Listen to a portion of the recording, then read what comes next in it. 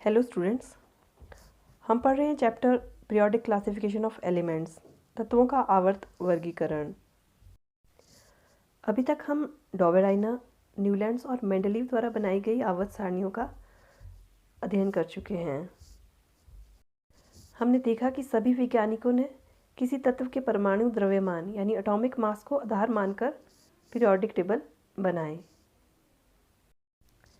लेकिन 1913 में हेनरी मोज़ले नामक वैज्ञानिक ने कहा कि परमाणु द्रव्यमान की तुलना में उसकी परमाणु संख्या अधिक आधारभूत गुणधर्म है। In 1913, English physicist Henry Moseley showed that the atomic number of an element is a more fundamental property than its atomic mass. तदनुसार परमाणु संख्या को आधार मानकर मेंडलीव की आवर्त सारणी में परिवर्तन किया गया और एक नया आधुनिक आवर्त नियम प्रतिपादित किया गया। तत्वों के गुणधर्म उनकी परमाणु संख्या का आवर्त फलन होते हैं। Accordingly, considering atomic number as the basis, changes were made to Mendeleev's periodic table and a new periodic law was stated. Properties of elements are a periodic function of their atomic number. You all already know that the atomic number gives us the number of protons in the nucleus of an atom, and this number of proton increases by 1 in going from one element to the next. आप सभी पहले से जानते हैं कि परमाणु संख्या से हमें किसी तत्व के परमाणु के नाभिक में स्थित प्रोटॉनों की संख्या का पता चलता है तथा एक तत्व से दूसरे तत्व तक बढ़ने पर इस संख्या में एक की बढ़ोतरी होती जाती है। Prediction of properties of elements could be made with more precision when elements were arranged on the basis of increasing atomic numbers, and this arrangement is called modern periodic table. तत्वों को परमाणु संख्या के आरोही क्रम में व्यवस्थित करने पर तत्वों के गुणधर्मों का अधिक परिशुद्धता से अनुमान लगाया जा सकता है और इस व्यवस्था को आधुनिक आवर्त सारणी कहा जाता है। अब आ जाते हैं आधुनिक आवर्त सारणी यानी मॉडर्न पीरियोडिक टेबल के स्ट्रक्चर पर।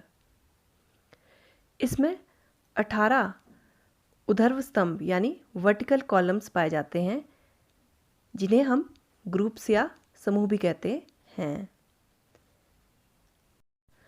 और इसमें 7 क्षैतिज पंक्तियाँ यानी हॉरिजॉन्टल रोज होती हैं, जिन्हें पीरियड्स या आवर्त के नाम से जाना जाता है। मेन पीरियोडिक टेबल के बाहर 2 रोज एलिमेंट्स की होती हैं, जिनमें 14 एलिमेंट्स ईच होते हैं। इन्हें लेंथेनाइड्स और एक्टेनाइड्स के नाम से जाना जाता है। इसके विषय में डिटेल में आप उच्च कक्षाओं में पढ़ेंगे। So as per your NCERT book, जो पीरियोडिक टेबल टेक्स्ट बुक्स में है, आप लेफ़्ट साइड पे देख सकते हैं ग्रीन कलर के बॉक्सेस में जितने भी एलिमेंट्स हैं वो सारे मेटल्स हैं and they are 92 in number. Next जो आप राइट साइड पे येलो कलर के बॉक्सेस में देख सकते हैं वो सारे एलिमेंट्स नॉन मेटल्स हैं and they are around about 20। और पिंक कलर की एक जो डायगोनल में लाइन है उसमें आप देख सकते हैं 6 एलिमेंट्स हैं और वो सारे मेटलॉइड्स हैं, उपधातुएं हैं। तो जैसा मैंने पहले भी बताया था कि टोटल नंबर ऑफ एलिमेंट्स तत्व 118 है मॉडर्न पीरियोडिक टेबल में। अब हम इस पीरियोडिक टेबल की एक डिटेल्ड स्टडी करते हैं। हम आ जाते हैं ग्रुप नंबर 1 पे और इसके जो फर्स्ट 4 एलिमेंट्स हैं उनका इलेक्ट्रॉनिक विन्यास यानी इलेक्ट्रॉनिक कॉन्फ़िगरेशन लिखने की कोशिश करते हैं। हमने यह पाया कि हाइड्रोजन, लिथियम, सोडियम, पोटेशियम, इन सभी तत्वों के संयोजकता इलेक्ट्रॉनों की संख्या समान है। इन सभी में केवल एक संयोजकता इलेक्ट्रॉन पाया जाता है। ऐसे ही हम ग्रुप नंबर 2 पर आ जाते हैं और उसके पहले 3 तत्वों की इलेक्ट्रॉनिक कॉन्फ़िगरेशन लिखने की कोशिश करते हैं। We observe that all these elements have 2 valence electrons. इसी तरह अगर हम 13th ग्रुप से लेकर 18th ग्रुप तक के एलिमेंट्स को ग्रुप वाइज स्टडी करेंगे तो हम देखेंगे कि सेम ग्रुप में सभी एलिमेंट्स के पास सेम वैलेंस इलेक्ट्रॉन्स यानी संयोजकता इलेक्ट्रॉन हैं। तो अब हम यह कह सकते हैं कि आधुनिक आवर्त सारणी में समूह बाहरी कोश के सर्वसम इलेक्ट्रॉनिक विन्यास को दर्शाता है, लेकिन एक ही समूह में ऊपर से नीचे की ओर जाने पर कोशों की संख्या बढ़ जाती है। Now we can conclude that groups in the periodic table signify an identical outer shell electronic configuration, though the number of shells increase as we go down the group. अब हम मॉडर्न पीरियोडिक टेबल में आवर्तों यानी periods को study करने की कोशिश करते हैं। आप देखेंगे कि जो सेकेंड पीरियड है उसमें lithium, beryllium, boron, carbon, nitrogen, oxygen, fluorine और नियॉन है। हम इनका इलेक्ट्रॉनिक विन्यास लिखकर देखेंगे और इनमें संयोजितता इलेक्ट्रॉनों की संख्या को भी देखेंगे। हम यह भी देखेंगे कि इनमें कितने कोश पाए जाते हैं। हम इस निष्कर्ष पर पहुंचते हैं कि समान आवर्त में तत्वों की संयोजकता इलेक्ट्रॉनों की संख्या तो भिन्न भिन्न है, लेकिन इनमें कोशों की संख्या समान है। We can conclude that in the same period elements do not have the same number of valence electrons, but they contain the same number of shells. हमने देखा कि आवर्त में बाईं से दाईं ओर जाने पर यदि परमाणु संख्या में इकाई की वृद्धि होती है तो संयोजकता इलेक्ट्रॉनों की संख्या में भी इकाई की वृद्धि होती है। We saw that the number of valence electron increases by 1 unit as the atomic number increases by 1 unit on moving from left to right in a period. हमने देखा कि फर्स्ट पीरियड के एलिमेंट्स में केवल एक शेल यानी एक कोश पाया जाता है इलेक्ट्रॉन्स का, सेकेंड पीरियड में 2 शेल्स, थर्ड पीरियड में 3 शेल्स। इस तरह प्रत्येक आवर्त दर्शाता है कि एक नया कोश इलेक्ट्रॉनों से भर गया। विभिन्न कक्षों में भरे जाने वाले इलेक्ट्रॉनों की संख्या के आधार पर हम इन आवर्तों में तत्वों की संख्या बता सकते हैं।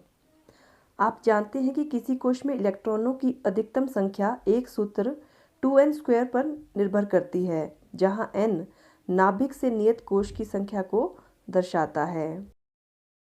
We can explain the number of elements in these periods based on how electrons are filled into various shells.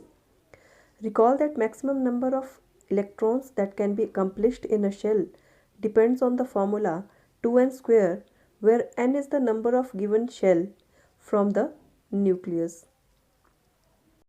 For example, K kosh, K shell, 2 into 1² which is equal to 2. Hence the first period has 2 elements. प्रथम आवर्त में 2 तत्व हैं। Next is L कोश, L shell, 2 into 2² which is equal to 8. Hence the second period has 8 elements. दूसरे आवर्त में 8 तत्व हैं। Third is M कोश, M shell, 2 into 3² which is equal to 18. But the outermost shell can have only 8 electrons, so the third period also has only 8 elements. बाहरी कोश में 8 से अधिक इलेक्ट्रॉन नहीं हो सकते, इसलिए तीसरे आवर्त में भी 8 ही तत्व होंगे। आवर्त सारणी में तत्वों की स्थिति से उनकी रासायनिक अभिक्रियाशीलता का पता चलता है। The position of an element in the periodic table tells us about its chemical reactivity. तत्व द्वारा निर्मित आबंध का प्रारूप तथा इसकी संख्या संयोजकता इलेक्ट्रॉनों द्वारा निर्धारित होती है। The valence electrons determine the kind and number of bonds formed by an element. इसी कारण मेंडलीफ ने अपनी सारणी में तत्वों की स्थिति निर्धारित करने के लिए यौगिकों के सूत्र को आधार बनाया था।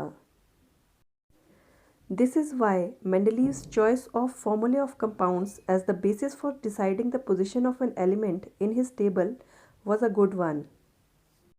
हाइड्रोजन की एनोमैलस पोजीशन को मेंडलीव पीरियोडिक टेबल की एक लिमिटेशन माना गया था, लेकिन मॉडर्न पीरियोडिक टेबल में भी हाइड्रोजन की पोजीशन को कोई भी जस्टिफाई नहीं कर पाया। ऐसा इसलिए क्योंकि हाइड्रोजन के कुछ गुण एल्कली मेटल से मिलते हैं और उनके कुछ गुण हैलोजन से भी मिलते हैं। इसलिए हाइड्रोजन को ग्रुप 1 में भी रखा जा सकता है और ग्रुप नंबर 17 में भी रखा जा सकता है।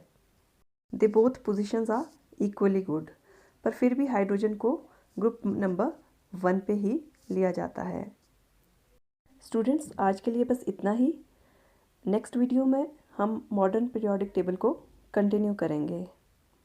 Thank you so much.